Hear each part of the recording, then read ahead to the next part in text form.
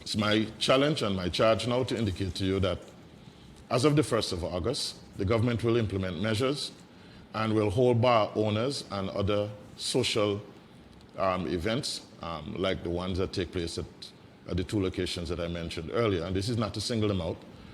These were probably the most popularly attended. But bar owners are going to be required to ensure that their patrons are fully vaccinated in order to facilitate their entry.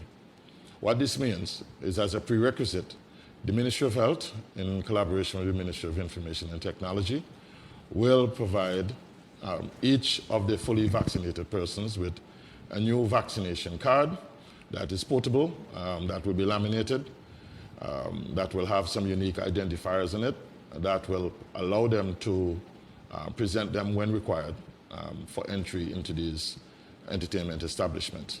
They will presumably have to present those cards along with a photo ID as a prerequisite to enter. Those will be reflected in the upcoming regulations.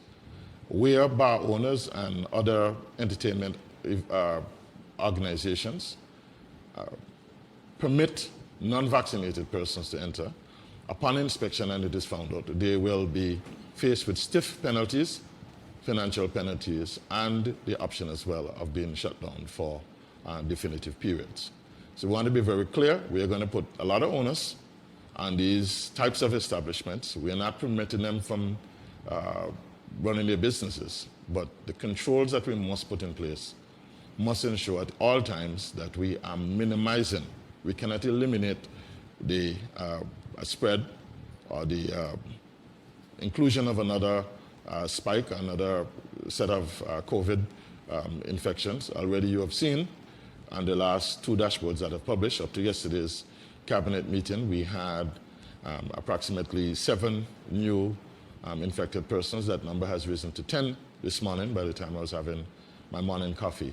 So clearly, we are trying to minimize both the clinical risk to the rest of the society, especially on those persons who are unvaccinated. The Minister of Health would have indicated that of the 7 persons that they had yesterday, 4 were imported, 3 were within the local population, and of those 3 persons who had been clinically diagnosed, neither of them were vaccinated, either first or second dose.